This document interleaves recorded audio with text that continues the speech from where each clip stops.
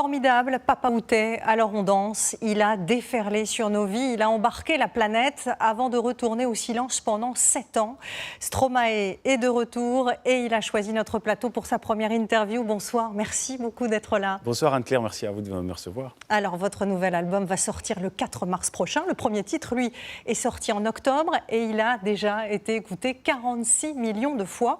C'est vertigineux. Avant de vous entendre sur tout ça, on va revenir sur le maestro que vous êtes devenu, mais aussi sur ce besoin que vous avez eu de faire une pause et sur l'attente de vos fans après une si longue absence. Sylvie Pinatel.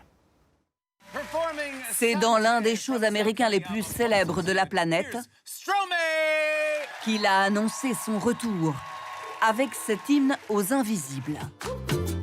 Pour une fois, j'aimerais lever mon verre à ceux qui n'en ont pas. À tous ceux qui s'usent à force d'être en première ligne. Santé, lui l'a retrouvé. Son regard sur le monde, ses rythmes chaloupés, Stromae est de retour et déjà single d'or avec ce premier titre. Je suis ravi de vous annoncer le titre de l'album qui est donc Multitude, c'est pourquoi j'utilise ce magnifique filtre.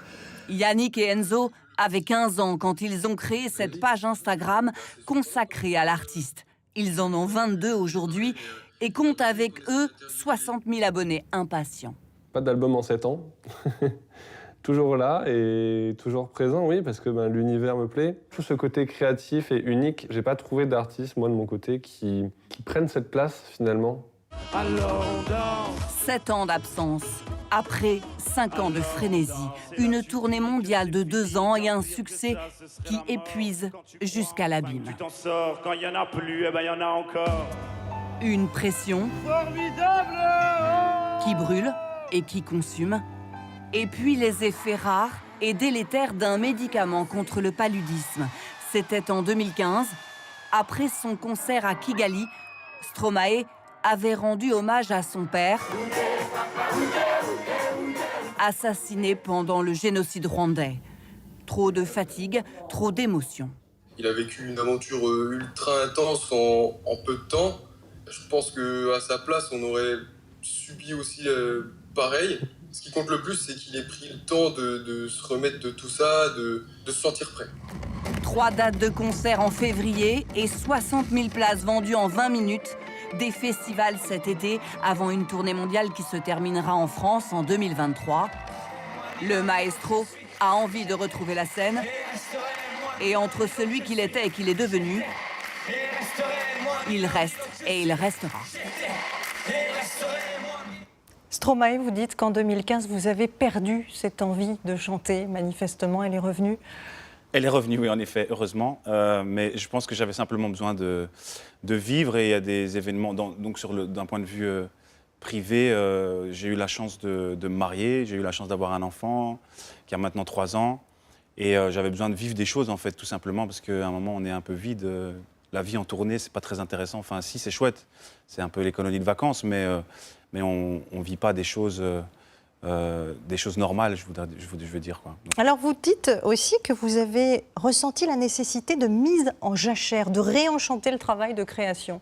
Vous étiez asséché à ce niveau-là ? Un petit peu, et puis ouais, c'est la raison pour laquelle j'ai aussi travaillé sur d'autres projets. On a travaillé sur des clips pour Billie Eilish, Dua Lipa, ou Vita, ou Big Flo et Oli. Et ça m'a vraiment fait du bien de travailler pour d'autres artistes, avec Orelsan aussi, c'est vrai. Ça m'a vraiment fait du bien de travailler pour d'autres, en fait, parce que l'attention était plus portée sur moi et je pense que c'est ce dont j'avais besoin.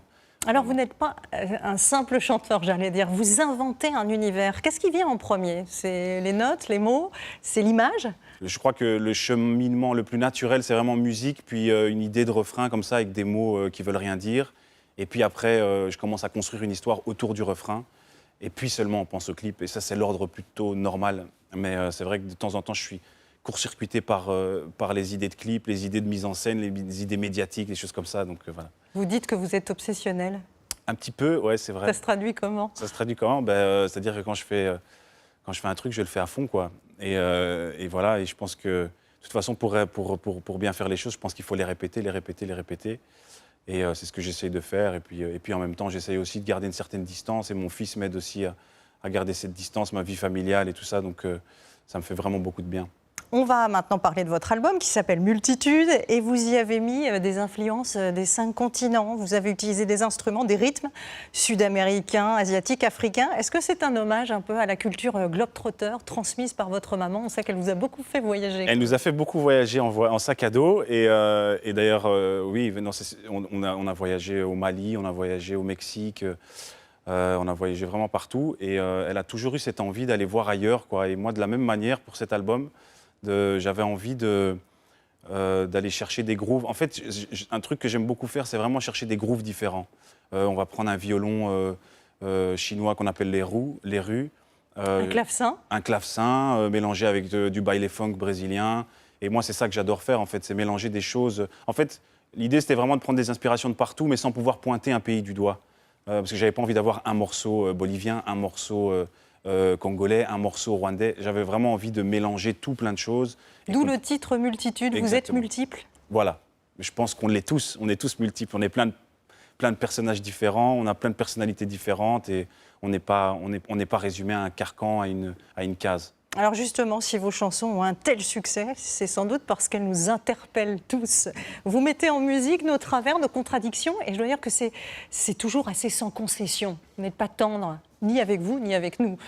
Non, c'est vrai. Mais ouais, c'est ma façon à moi de... C'est comme ça que je vois la musique. C'est vrai qu'on définit souvent ma musique comme...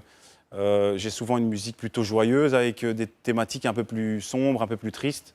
Et je pense que c'est un peu comme ça que je vois la vie, quoi. C'est qu'elle n'est pas complètement blanche, elle n'est pas complètement noire. Il y a des moments difficiles, des moments plus joyeux. Et c'est toujours alterné. Il n'y a pas de haut sans bas, il n'y a pas de bas sans haut. Et c'est la vie. Alors j'ai retenu une phrase d'ailleurs de vous. Vous dites qu'il faut être fier de ses faiblesses. Avec une constante, vous le disiez, c'est cette énergie, même quand vous évoquez des thèmes graves, des thèmes difficiles. Vos chansons, moi je les comparerais à des pulsions de vie. Est-ce que vous vous sentez parfois comme un boxeur sur un ring ? C'est vrai que de temps en temps, je me sens un petit peu... quand on affronte les difficultés de la vie, je pense qu'on est tous un peu boxeurs. Donc, ouais, je crois que je me sens comme ça de temps en temps. Vous avez aussi, pendant 7 ans, lutté contre un certain mal-être. Vous en parlez d'ailleurs sans détour. Dans vos chansons, vous parlez aussi beaucoup de solitude. Est-ce que la musique vous a aidé à vous en libérer ? Je suis pas tout seul à être tout seul. Ça fait déjà ça de moins dans la tête. Et si je comptais combien on est? Beaucoup. Tout ce à quoi j'ai déjà pensé. Dire que plein d'autres y ont déjà pensé. Mais malgré tout, je me sens tout seul. Du coup,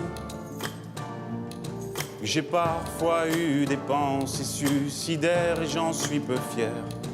On croit parfois que c'est la seule manière de les faire taire. Ces pensées qui me font vivre un enfer. Ces pensées qui me font vivre un enfer.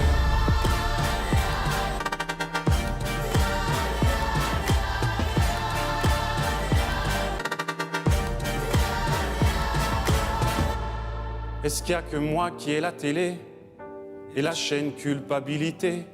Mais faut bien changer les idées.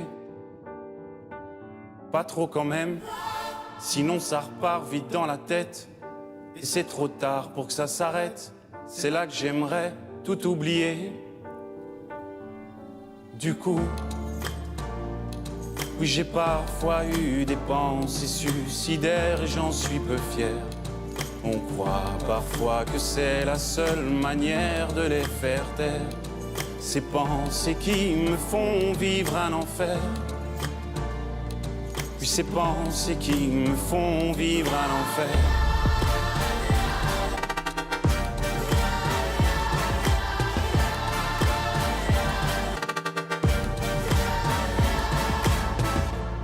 Tu sais, j'ai mûrement réfléchi. Et je sais vraiment pas quoi faire de toi. Justement, réfléchir, c'est bien le problème avec toi. Tu sais, j'ai mûrement réfléchi. Et je sais vraiment pas quoi faire de toi. Justement, réfléchir, c'est bien le problème avec toi.